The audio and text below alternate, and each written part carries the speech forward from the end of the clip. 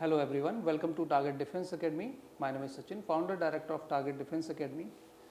बच्चों आज हमारे साथ हैं हर्षित पांडे और हर्षित Pandey who got recommendation from 32 SSB Jalandhar. और सबसे इंटरेस्टिंग चीज़ ये है कि ये बच्चा 3 बार रिकमेंड हुआ है, ठीक है, from SSB Bhopal, from SSB Allahabad and from now got recommendation from SSB Jalandhar. 3 times recommended candidate। I think बहुत कुछ क्वालिटीज़ होंगी इस बच्चे के अंदर जिसकी वजह से रिकमेंडेशन बार बार हुआ, राइट। और किस वजह से NDA ज्वाइन नहीं कर पाए वो भी हम डिस्कस करेंगे। First of all you most welcome Harshit and congratulations. Thank you sir. और जो हर्षित का जो SSB एक्सपीरियंस रहा है वो भी शेयर करेंगे। तो फर्स्ट टाइम जब SSB भोपाल से यस सर, आप रिकमेंड हुए थे और आप उस time medical out and merit out हुए थे। Yes sir. Medically temporary unfit, उसके बाद फिट हो गए थे, राइट। नहीं सर, अनफिट ही था। मेडिकल आउट For हुए थे Navy, first yes, time, okay. And second time merit आप मेरिट आउट हुए थे and third time finally recommended for NDA, okay.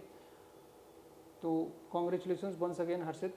Thank you and जो स्टूडेंट्स अभी प्रिपरेशन कर रहे हैं तो उनके लिए ये वीडियो बहुत ही इम्पॉर्टेंट होने वाला है, बहुत ही इंटरेस्टिंग होने वाला है और हो सकता है कि आपको भी वो गाइडेंस मिल जाए जिससे कि आप कहीं ना कहीं आप सिलेक्शन ले पाएँ।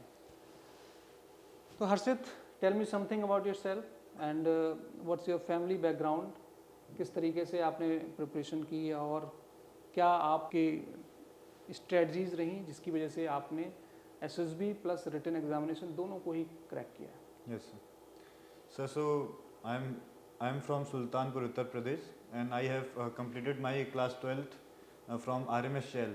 I got admission in class 6th and now I am pursuing BSc from Allahabad University. So talking about my family background, so my father is in army. He is at the rank of Havaldar.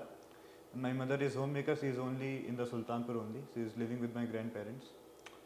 And sir जैसा आपने पूछा tactics for return plus SSB, तो sir हाँ, return के लिए मेहनत लगती है, मेहनत के साथ स्मार्ट वर्क भी लगता है काफ़ी, क्योंकि रिटर्न मैथ्स तो कवर हो जाएगा बट गेट जो कि इतना वास्ट बहुत बड़ा सिलेबस होता है गेट का, तो उसके लिए कुछ स्ट्रेटजीज चाहिए, मतलब कुछ एक proper strategy like time table एक बहुत मैटर करता है, क्या कब क्या पढ़ना है हमें, कितने टाइम में क्या पढ़ना है।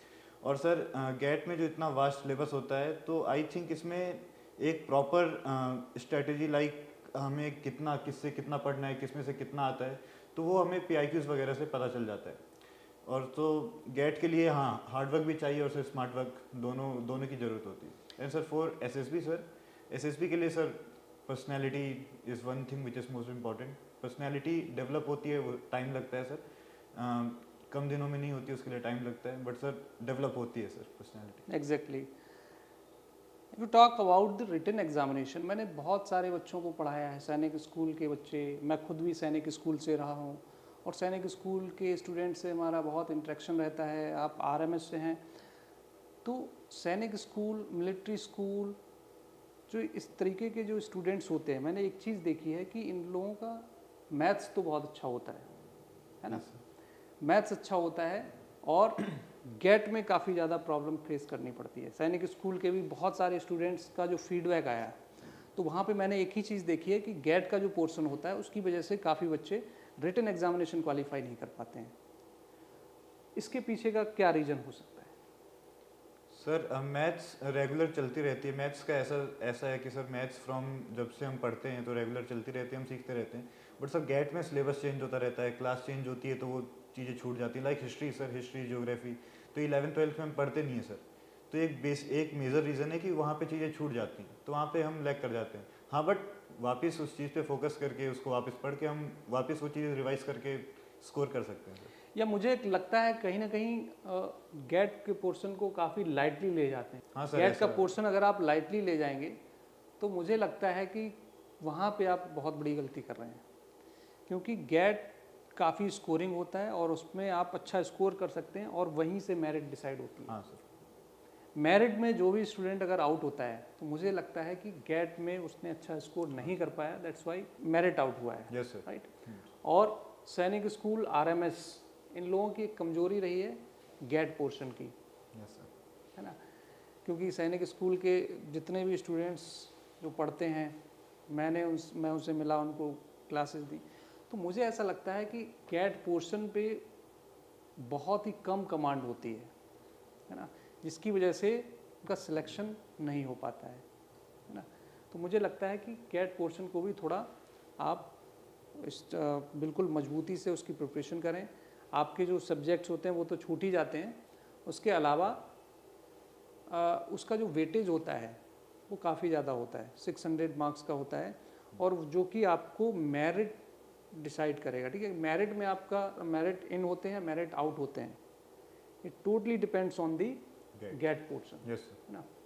Okay Harshit, tell me something about your SSB experience. आप 3 जगह से रिकमेंड हुए, 3 Yes, बार sir. रिकमेंड हुए, और जब फर्स्ट टाइम आप रिकमेंड हुए थे उसके बाद जब आपका एक रिजेक्शन टाइम आया, इट मीन्स मेडिकली आउट हुए आउट, तो उस टाइम का एक्सपीरियंस आपका कैसा रहा?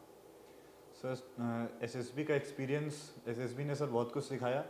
सर जब पहली बार एसएसबी थी तो ऐसा कुछ सोच के नहीं गए थे कि ऐसा कुछ होगा, बट सर रिकमेंडेशन मिली, खुशी हुई, और वहाँ पे जाके पता चला कि हाँ पर्सनैलिटी मैटर करती है, और पर्सनैलिटी काफ़ी मैटर करती है। बहुत बच्चे देखे जो काफ़ी हार्डवर्क करके आए थे, काफ़ी मेहनत किए, पर उनका नहीं हुआ, वो पर्सनैलिटी कहीं ना कहीं आ जाती है बीच में सर। और सर मैंने पहली बार वहाँ पे जब मैं एसएसबी गया तो सर वहाँ पे मैंने काफ़ी सिविलियंस को देखा। आर्मी बैकग्राउंड से भी बच्चे थे, पर मैंने सिविलियंस को देखा तो उनको देख के मेरे अंदर भी कहीं ना कहीं आया कि जब ये कर सकते हैं तो सर हम क्यों नहीं कर सकते, क्योंकि वो भी सिविलियन बैकग्राउंड से होकर रिकमेंड हो रहे थे, तो वहाँ से मोटिवेशन आया। और सर जब उस टाइम पे रिजेक्शन फेस करनी पड़ी तो सर शौक तो लगा, लेकिन बट सर और कोई ऑप्शन नहीं था कुछ करने का, तो सर वापस यही था और वापस से यही किया। एंड सर फिर सेकंड टाइम इलाहाबाद गए, सेम एक्सपीरियंस मिला, काफ़ी अच्छा मिला, काफ़ी। और जो सर पिछली बार मैंने सीखा या पिछली बार जो भी फेलियर था उसको इम्प्रूव करके वापस इलाहाबाद गया सर, वहाँ पे चीज़ें करी, वहाँ पे भी काफ़ी काफ़ी अच्छा माहौल लगा, काफ़ी नए दोस्त, एक चीज़ एसएसबी के सर काफ़ी दोस्त दे जाती है, तो काफ़ी नए दोस्त मिले, वहाँ पर भी हमने काफ़ी कुछ सीखा। उसके बाद सर फिर अगेन रिजेक्शन आया, मेरिट में आया सर, लेकिन फिर सर फिर से अब उठना ही था, तो सर फिर से लगे, और इस बार इलाहाबाद जलंधर में हुआ सर एसएसबी, और हर बार की तरह सर काफ़ी सारा एक्सपीरियंस मिला, काफ़ी सारे दोस्त मिले, और काफ़ी कुछ नया कुछ सीखने को मिला, और अभी सर यहाँ पर है। Okay Harshit, tell me your best part from SSB, any SSB from 3 SSBs, जो आपकी 3 एसएसबी हुई उनमें से सबसे बेस्ट पार्ट आपका कौन सा रहा, जो आप समझते हैं कि ये मेरा स्ट्रॉन्गेस्ट पार्ट रहा है जिसकी वजह से मेरा बार बार रिकमेंडेशन हो रहा है, या कोई ऐसा मोमेंट जो आप शेयर करना चाहते हो? मूवमेंट तो सर हर एसएसबी में अच्छे थे, तो ऐसा कोई नहीं है किसी में काफ़ी अच्छा ज़्यादा अच्छा था, सब में अच्छे थे, और अभी जलंधर से निकला वहाँ पर भी काफ़ी अच्छे मूवमेंट्स हमने बनाए साथ में। और सर एक ऐसी चीज़ जो आई थिंक जो जो मे एक मेरा मेजर रीज़न है for clearing SSB is sir confidence. और कॉन्फिडेंस सर ये ऐसे डेवलप हुआ sir, like I am from RMS sir, तो वहाँ से सर जो कॉन्फिडेंस डेवलप हुआ in the activities which I participated, तो सर वो कॉन्फिडेंस काफ़ी मदद किया, या काफ़ी मेरी हेल्प किया इन ऑल 3 एसएसबी सर। तो आई थिंक मुझे लगता है कि 50% सिलेक्शंस तो आप वहीं पे हो जाता है जब आपको के अंदर कॉन्फिडेंस आता है, और वो कॉन्फिडेंस आता है आपके आरएमएस, सैनिक स्कूल एक्सपीरियंस, ये जो एक एक्सपीरियंस और जो ये जो कॉन्फिडेंस जनरेट होता है, तो वो आपको जो बाकी स्टूडेंट्स जहाँ पे जो आउटसाइडर्स आते हैं तो उसमें कैसे आप डिफ्रेंशिएट करते हैं, किस तरीके से आप अपने आप को लगता है कि I am far better than those students? Sir हमने चीज़ें करी हुई हैं सर। ऐसा होता है कि सर एक्टिविटीज़ होती हैं, उन एक्टिविटीज़ में हमारे स्कूल जैसे सैनिक स्कूल आरएमएस है सर, तो यहाँ पे सर वेरियस एक्टिविटीज़ होती हैं, और उन एक्टिविटीज़ में पार्टिसिपेट करके सर पूरी पर्सनैलिटी आई थिंक डेवलप हो जाती है। और ना कि इन्हीं स्कूलों में होती है सर, बाहर भी स्कूलों में ये सब चीज़ें होती हैं, और अगर बच्चा अगर पार्टिसिपेट करता है इन सब चीज़ों में तो डेफिनेटली उसकी पर्सनैलिटी कैसे भी ना कैसे करके इम्प्रूव होगी। तो सर वो चीज़ें जब हमने करी हैं, तो सर जब हम एसएसबी में जाते हैं तो अंदर ही अंदर सर वो चीज़ रहती है कि हम कुछ करके आए हैं, हम यहाँ पर भी अच्छा करेंगे, तो सर वो चीज़ रहती है कहीं ना कहीं, वो काफ़ी मदद करती है सर। एग्जैक्टली। तो जो आपका एसएसबी का रहा एक टाइम पीरियड जालंधर में, हाँ सर। तो उसमें कौन सा ऐसा पार्ट रहा है जो सबसे टफ लगा आपको? कोई ऐसा टास्क या कोई ऐसा टेस्ट जो आपको लगता है कि ये बहुत टफ है, इसको अगर मैंने क्वालिफाई कर लिया, इसको मैं अगर क्रैक कर दिया, इसको मैंने अगर कर दिया ठीक, तो मेरा सिलेक्शन हो जाएगा? सर टफ तो ऐसा मतलब काफ़ी एक्सपीरियंस भी हो गया था तो कुछ नहीं लगा, but sir one thing is there that is screening. Screening में सर ऐसा दिखा मुझे कि सर मैं भी जैसा पीआर था, और there was I think 10 PR, 10 PR आए थे सर, उसमें से उन्होंने 5 लिए सर। तो वहाँ पे मुझे लगा कि स्क्रीनिंग बहुत मैटर करती है, और उसके लिए मेहनत भी उसी हिसाब से लगती है कि सर वहाँ पे क्वालिटीज़ देखी जाती हैं, बट सर क्वालिटीज़ के साथ वहाँ पे बहुत सारा एफर्ट देखा जाता है। तो स्क्रीनिंग एक बहुत मेजर चीज़ होती है एसएसबी में, और आई थिंक वो एक चैलेंजिंग चीज़ भी होती है। उसको अगर मैं, मेरे केस में अगर मैं वो क्लियर करता हूँ तो मेरे अंदर फिर वो कॉन्फिडेंस आता है कि आगे भी मैं अच्छा करूँगा। तो screening is one of the most important things. Yeah, exactly. Screen in, I think 70% students got reject from screen, हाँ सर। है ना? स्क्रीन डे जो होता है, जिस दिन आपका पीपीडीटी और OIR टेस्ट वगैरह ये सब होते हैं, तो उसके बाद 70% स्टूडेंट्स वहाँ से बाहर हो जाते हैं, हाँ सर। और जो बाकी स्टूडेंट जो बचते हैं फिर उनमें कंपटीशन रह जाता है। तो इट मीन्स कंपटीशन आपका 70% वहाँ से ख़त्म हो जाता है ना? ओके, तो tell me something about your interview experience. कितने घंटे आपका या कितने टाइम पीरियड आपका इंटरव्यू चला, और क्या क्या ऐसी चीज़ें रहीं जो क्वेश्चंस, जो थोड़े से यूनिक क्वेश्चंस आपको लगे हों इंटरव्यू में जो आपसे पूछे गए? Sir interview I think majorly हमारे ऊपर होता है। मतलब ऐसा लोग बोलते हैं कि नॉलेज होनी चाहिए, ये होना चाहिए, बट आई थिंक पर्सनैलिटी, अगर तुम्हें अपने बारे में सब पता है, तुमने कैसा अभी तक लाइफ में कितने एक्सपीरियंस किए हैं, कितने क्या क्या सीखा तुमने, वो जो तुम्हारे अंदर चीज़ है वो बहुत मैटर करती है। Knowledge is secondary thing I think. तो इंटरव्यू में जो क्वेश्चन हमसे पूछे, तो सर वो पर्सनैलिटी वाइज मुझसे जो क्वेश्चन अभी तक पूछे इंटरव्यू में, मोस्टली वो पर्सनैलिटी वाइज थे, नॉलेज वाइज भी थे पर कम थे। तो इंटरव्यूअर वो पर्सनैलिटी को ही देखना चाहता है सर। और सर यूनिक चीज़ें तो सर इंटरव्यू में ऐसा कुछ था ही नहीं, मतलब ऐसा कुछ नहीं था, बट लाइक स्ट्रेंथ वीकनेस यही सब पूछते हैं। तो I think personality is the main thing. अगर तुम अपने बारे में अच्छे से जानते हो सब कुछ, तो इंटरव्यू तुम्हारे लिए फिर एक आसान चीज़ ही रहेगी सर। ओके, इंटरव्यू में एक, जैसे अभी आपने कहा स्ट्रेंथ एंड वीकनेस, हाँ सर।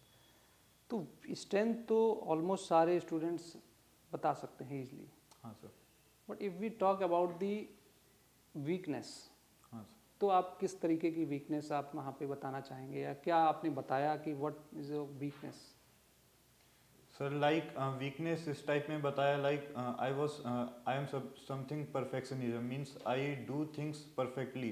तो उसमें सर मेरा टाइम चला जाता है काफ़ी चीज़ों को परफेक्ट करने में। तो अब सर मैं उसको इम्प्रूव कर रहा था, वहाँ पे ये चीज़ बतानी होती कि how I am improving that, जो भी मेरी वीकनेस है।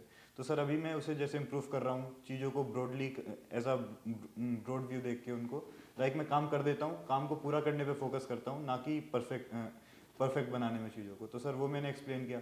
बाकी सर और भी चीज़ें थी, like one weakness is I think I could have participated more in the activities which are around me.